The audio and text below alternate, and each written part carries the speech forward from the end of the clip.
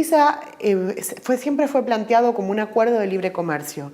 Lo importante que hay que saber sobre el TISA es que no es solamente un acuerdo de libre comercio, trae un montón de regulaciones estatales que no tienen que ver con el comercio, sino que tienen que ver con el marco regulatorio en el cual se pueden mover los estados para poder hacer sus políticas económicas y sus políticas sociales.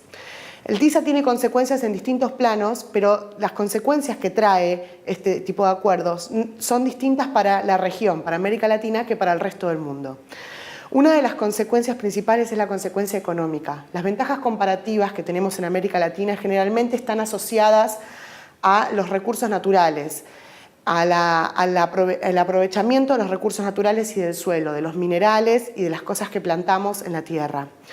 Bien, estas ventajas comparativas pueden tener tecnología, pueden ser tecnologizadas. Esto lo hemos visto claramente en el campo, por ejemplo, donde las semillas son mejoradas día a día, los químicos son mejorados día a día, las cosechadoras, los sistemas de comunicaciones con el mercado de Chicago para la venta de granos. Esas tecnologías generan ventajas comparativas nuevas, tecnologizadas dentro de un sector primario como es el sector agropecuario.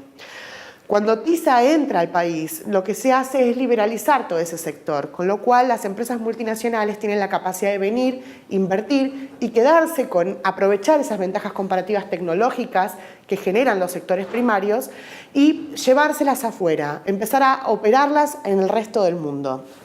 Con lo cual, dejan de ser ventajas comparativas aprovechadas por el país y pasan a ser administradas desde y por otros países.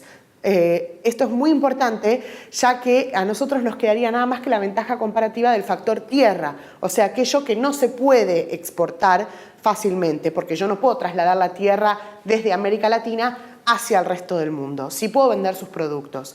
Con lo cual América Latina pasaría a ser un mero sembrador y cosechador y venta de granos o de minerales, extractivos o de lo que sea. La visión siempre suele ser que el TISA nos va a ayudar a vender más. Y es cierto esto es una gran verdad. Si nosotros suscribimos este tipo de acuerdos, muy probablemente vendamos más granos, muy probablemente vendamos más carne, muy probablemente vendamos muchos más productos primarios. El problema es que dejamos de vender mejor.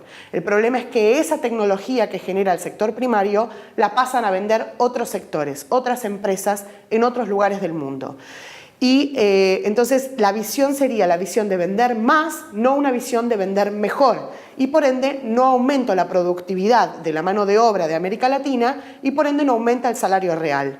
Con lo cual estamos condenando al país a tener la ventaja comparativa en el factor tierra y una productividad baja, por ende al subdesarrollo. Después tiene consecuencias en términos de soberanía. Ya habíamos visto que existían tribunales que juzgaban este tipo de acuerdos donde las empresas pueden demandar a los estados. Esta es una consecuencia grave en términos de soberanía para los países, ya que las empresas pueden demandar a los estados, no hacia la inversa. Otra consecuencia es en el anexo transparencia, que lo hemos visto en el texto. En el texto dice claramente que el anexo transparencia es un anexo que lo que hace es que las empresas puedan opinar sobre la regulación que tenemos en América Latina y poder modificar esta regulación a fin de que les sea favorable. En caso de que no sea favorable o que no tenga la ganancia esperada por las empresas, que ellos no puedan obtener la ganancia esperada a causa de la regulación, pueden exigir que esta regulación sea modificada. Esto es muy importante en términos de soberanía, sobre todo para nuestro sector. Y después hay consecuencias sociales. Las consecuencias sociales, es importante aclarar que TISA viene a privatizar todos los servicios de la economía, inclusive los servicios públicos. Esto tiene consecuencias muy importantes en América Latina, porque América Latina tiene una densidad demográfica muy despareja a lo largo del territorio. No es como Europa o Estados Unidos, donde encontramos grandes centros urbanos en distintos lugares del país. En América Latina suele haber una ciudad capital y después muchos pueblos diseminados por la región, y a medida que nos vamos alejando de los grandes centros urbanos, cada vez hay menos población. Con lo cual los servicios públicos pasan a ser un eje fundamental para poder brindar servicios básicos a la población que está más alejada, porque no es rentable llegar hasta allá. Por ejemplo, en el caso como soy argentina, de la Patagonia Argentina, donde es una región muy inhóspita, muy alejada y realmente con muy baja densidad poblacional. Con lo cual, si no llega el Estado brindando esos servicios públicos dejan de ser rentables. Y por ende, que esté a manos privadas, pasan a estar esas poblaciones en una situación de mucha vulnerabilidad, dado que el marco regulatorio encima, por el anexo transparencia, queda bastante diezmado, bastante coartado. Entonces, yo no puedo regular a las empresas, no puedo decirles dónde tienen que operar y en qué condiciones, y encima deja de ser rentable, con lo cual tengo grandes porciones de población que quedan aisladas. Por otro lado, es el fin de la banca pública. Los bancos se van a tender a privatizar y por ende deja de haber una política monetaria social. La política monetaria pasa a ser únicamente de estabilización del tipo de cambio y estabilización de los precios generales de la economía.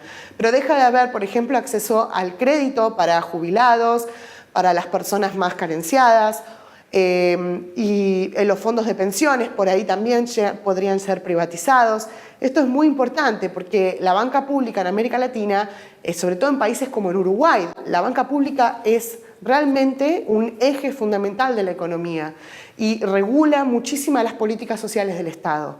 Bueno, bajo este tipo de acuerdos es muy probable, y de hecho está demostrado que en los países que han suscrito muchos acuerdos de libre comercio, prácticamente la banca pública ha desaparecido, como en el caso de Chile o de Colombia. Otra cosa que nos sucede es que al privatizar la banca y no poder prohibir que vengan activos desde el exterior, activos nuevos que se inventen, va a haber una transferencia de crisis financiera. Esto se ha visto claramente en la crisis del 2008, donde los países desarrollados han transferido la crisis a través de instrumentos financieros que vendían al resto del mundo. Nosotros a través de la banca pública tenemos la capacidad de prohibir esos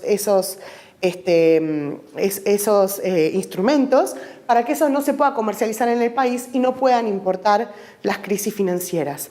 Con lo cual, como podemos ver, estas consecuencias son muy distintas para América Latina que para el resto del mundo. Más allá de que el TISA sigue siendo un acuerdo tremendamente nocivo en términos regulatorios para todos los países del mundo y por eso estamos todos muy preocupados con este tipo de acuerdos y hay muchos países que ya están haciendo resistencia.